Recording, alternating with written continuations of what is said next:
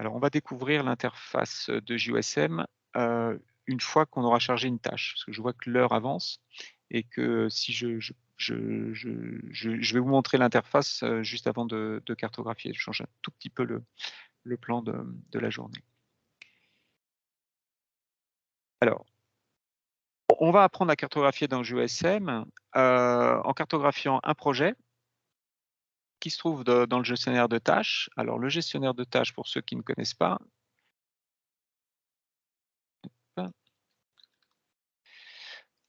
on a, je vais créer un nouvel onglet pour cet autre chapitre. Donc, on a un guide complet à notre disposition ici.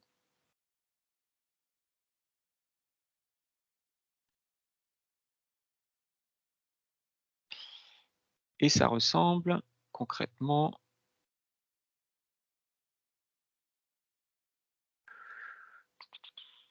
à ça. Ouais, la liste, je vais ouvrir ici. Alors, c'est un logiciel qui est également une plateforme qui permet de travailler de manière collaborative. Ça a été développé notamment suite à la cartographie d'urgence qui avait été faite sur Haïti après le tremblement de terre de 2010, où il y a eu beaucoup de problèmes de gens qui travaillaient au même endroit au même moment. Donc le but du Tasking Manager va être en fait d'allouer une tâche à une personne sur un temps donné, pour éviter que deux personnes se retrouvent à cartographier au même endroit. Donc pour vous qui apprenez à cartographier, le faire ensemble, ça va être notamment particulièrement utile pour éviter que vous vous trouviez à cartographier au même endroit, mais si je sais que vous êtes sur des pays différents. Et c'est notamment énormément utilisé sur des contextes de crise, mais aussi beaucoup des contextes de développement. Et d'un des contextes de crise actuels, c'est évidemment le tremblement de terre qui cette fois a touché la zone entre la Turquie et la Syrie. Alors le gestionnaire de tâches, quand vous y êtes, vous pouvez changer la langue par défaut. Il y a le français, c'est pas complètement et parfaitement traduit, mais dans la plupart des petites choses là qui sont pas traduites, mais bon, l'essentiel y est. Vous allez là, pour la première fois, vous créer un compte, d'accord, comme expliqué dans le chapitre. Celui-là, je crois.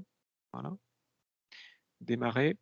Vous allez vous créer un compte, ils vont simplement vous demander votre nom et votre adresse de courriel, votre email, parce que ça vous permet de recevoir des notifications quand des gens vous font des retours par rapport à votre cartographie ou par rapport au projet sur lequel vous travaillez.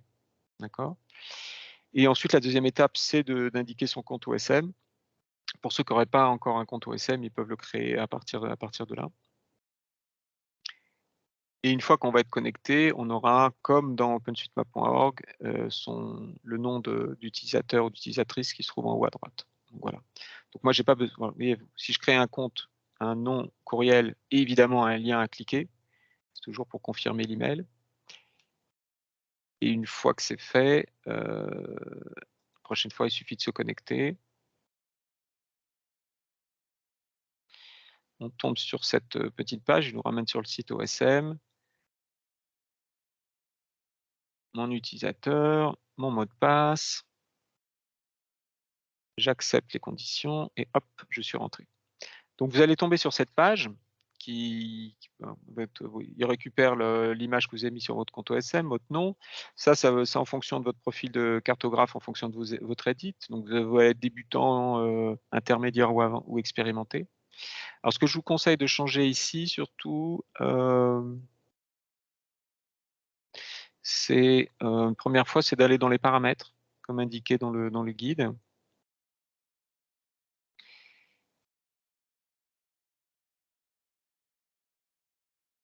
Voilà. Et vous allez indiquer votre éditeur par défaut comme étant JOSM, parce que par défaut, c'est ID. OK, si besoin, si là, c'était pas la langue par défaut, c'était le français, changez là. Et concernant les notifications, bon, après, c'est vous qui voyez, mais ça sera plus efficace si vous mettez toutes les notifications comme étant actives. Ça permettra de plus facilement vous Si des personnes qui gèrent un projet dans lequel vous participez veulent vous contacter, ça sera nettement plus facile si vous avez ouvert toutes vos notifications. Vous serez averti par email, sinon c'est juste, vous voyez, un petit rond rouge qui se trouve sur la cloche. Donc voilà, une fois qu'on est là, on a fait ces premiers paramétrages là, une fois pour toutes, on peut aller explorer les projets. Quand on explore les projets, par défaut, il les classe des plus urgents. Et on n'est pas étonné, les plus urgents actuellement, c'est justement le tremblement de terre, hein, qui a touché cette région entre Turquie et Syrie. Donc vous voyez, c'est des projets qui sont marqués urgents, qui sont réalisés par différentes organisations. Notamment là, c'est la communauté OSM de Turquie. Après, ils sont classés en haut, après il doit y avoir moyen et bas. D'accord? Vous voyez beaucoup de projets disponibles. Il y en a des pages comme ça. Mais par défaut, le classement, c'est sur le caractère d'urgence.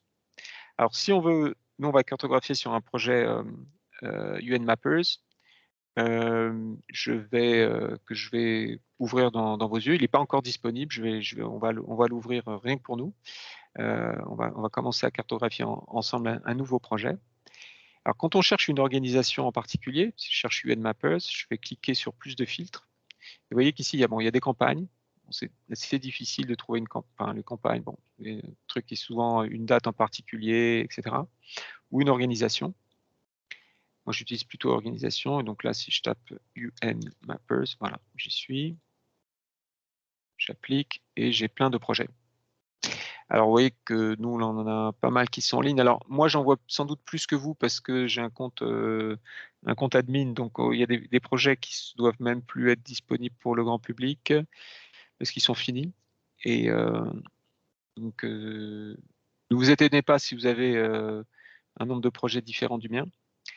Et là, on voit d'ailleurs, hein, il y a une petite description voilà, qui n'est pas complète. Le nom est un peu tronqué. Nos noms sont assez longs. Vous avez une barre ici. Normalement, la barre est gris clair quand il y a encore des choses à cartographier. Là, c'est rouge, ça veut dire que c'est à la fois cartographié et validé. Là, ici, il reste des choses à valider. C'est un gris foncé, ça veut dire que c'est complètement cartographié et ce n'est pas... Et c'est à moitié validé. Je vais revenir vous montrer sur un autre projet.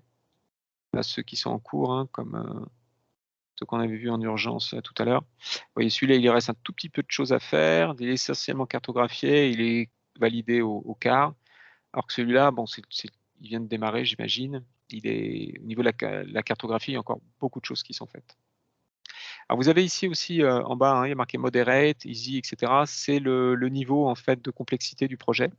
Donc quand vous débutez, ne partez pas sur des choses, je me dirais même moderate et encore plus, c'est pas le cas là, mais qui seraient marquées comme étant complexes, parce qu'évidemment, vous risquez de faire plus de mal que de bien, on va dire.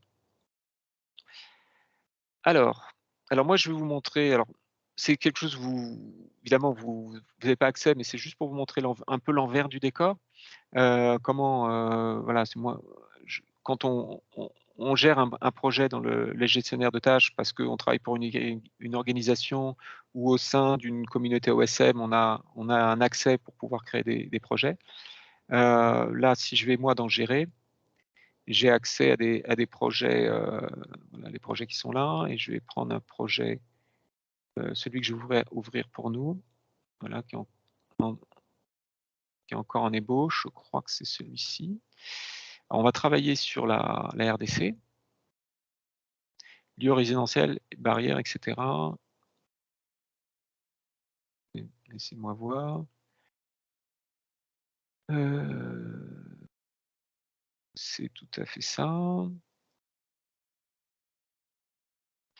Alors, il n'est pas disponible parce qu'il est en ébauche. Moi, je vais le publier, et comme ça, il sera disponible pour tout le monde. Voilà.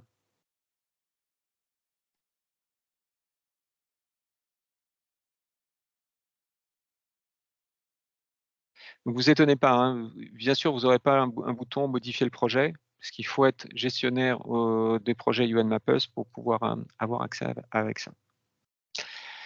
Alors, quand on a un projet dans le gestionnaire des tâches, ce qui est essentiel avant de se lancer dans la cartographie, c'est vraiment de lire les instructions. D'accord? Je vais vous montrer je vais partager là l'écran avec voilà, je vais mettre ça à gauche. Je vais mettre à droite. Toc, toc, on l'a fait ensemble. Cartographie des tâches. Donc la chose la plus importante, c'est de connaître, d'accord? Alors au départ, dans la description, elle donne une description générale. La nôtre, bon, on parle juste de UN Maps ou Unite Maps, c'était son ancien nom. Alors ce qui est dommage d'ailleurs, c'est que on voit que le texte est un peu tronqué, c'est un peu un bug d'affichage du logiciel, qui n'a pas pensé qu'on mettrait une description de plus de 2 lignes. Si la description du projet vous intéresse, OK, si vous dites c'est bien celui-là, l'approche m'intéresse, OK, vous pouvez cliquer sur contribuer. Donc là, ça change, on sort du contexte général, on va voir les instructions. Je vais juste pousser ça. Pour le moment, je le remettrai plus tard. Donc c'est là vraiment les instructions de cartographie, c'est important de les lire, hein. Ne vous lancez pas tout de suite, vous voyez une tâche et puis OK, je vois vaguement les lieux et puis hop, je vais cartographier de suite sans suivre les instructions.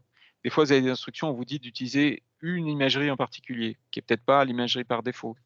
Il y a un attribut en particulier à utiliser. Donc là, prenez le temps de bien lire. Nous, on met nos instructions en 5 langues, anglais, français, italien, portugais, espagnol. Donc, j'espère que les gens vont lire. Donc, les nôtres sont assez imagées. Vous voyez qu'il y avait des gifs un peu partout, des instructions sur la manière de faire. On verra après ce que veut dire ne pas surextraire, des choses comme ça. Et des instructions pour chaque. Donc ça, c'est des instructions génériques, mais aussi des instructions pour chaque type d'objet. Comment cartographier d'une zone résidentielle, les lieux habités, comment les cartographier, etc. D'accord. Bon, typiquement, vous allez voir, ce qu'on retrouve dans ces instructions-là, c'est ce qu'il y a également dans le guide. Alors, soit le guide de GeoSM, soit après sur les types d'objets, là, c'est le guide le dernier guide là, sur les éléments cartographiques. D'accord. Donc, là, sur les lieux habités et ici. Et les zones résidentielles, c'est ce que vous allez retrouver dans ce chapitre-là, mais de manière résumée, effectivement. Les chapitres sont nettement plus longs que ce qu'on a mis là-dessus. Normalement, ça doit être suffisant pour des gens qui ne seraient pas passés par le Learning Hub, mais qui découvriraient nos projets directement à travers le Tasking Manager. Donc, lisez bien les instructions, d'accord? Et ensuite, voilà la zone de travail. La plupart des zones de travail dans le Tasking Manager, c'est des carrés, comme ça.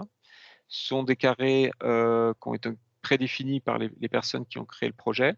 Parfois, ça peut être des aires qui ne sont pas carrés, des aires rectangulaires, mais se découper sous une forme carrée. C'est plus rare, mais il est possible de créer dans le Tasking Manager des projets où ça va être par exemple des limites administratives, cantonales par exemple, qui vont être utilisées, ou des quartiers, etc. C'est la très vaste majorité, c'est quand même un découpage un petit peu, là, une grille pour faire des frites sur une aire d'intérêt. Donc là, l'idée, ça va être de choisir une tâche pour cartographier. On voit qu'ici, je viens juste de le créer devant vous, hein. Donc, il était disponible pour personne jusqu'à présent. Là, il est disponible à tout le monde. Personne n'a encore cartographié. Vous voyez, tout est en blanc cartographiable. Si je me montrais sur un autre projet comme celui-là qui est presque terminé, là, celui qui approche par défaut, vous voyez qu'il y a beaucoup de gens. Alors, les cadenas, c'est les gens qui travaillent sur une zone. Il y a pas mal de choses qui sont en vert. Vert, hein, c'est terminé. Et d'autres choses, l'essentiel des autres zones sont en bleu. Et bleu, c'est-à-dire prêt pour la validation. Ça a été cartographié intégralement, supposément, par des cartographes, et ça n'attend plus que la phase de validation. Il n'y a pas de il y a assez peu de blanc ou d'orange. Il y a encore quelques blancs sur lesquels travaillent des personnes. L'orange, c'est quand quelque chose qui était signalé en bleu, bah, finalement, était pas, au moment de la validation, la personne qui valide a estimé que bah, ce n'était pas suffisant, qu'il fallait mieux le remettre dans le circuit de cartographie, plutôt que de... C'était trop long en fait à valider. Il vaut mieux continuer la cartographie sur cette zone-là. Donc en ce qui me concerne, je vais pouvoir choisir, là j'ai vraiment tout le choix. Je vais choisir, je ne sais plus qu'est-ce que je m'étais dit, par exemple cette zone-là. Donc si je clique un petit carré, on voit qu'il il devient surligné en noir et le bouton change et je peux cartographier la tâche sélectionnée. Et ça me fait penser que j'ai oublié de faire une chose tout à l'heure.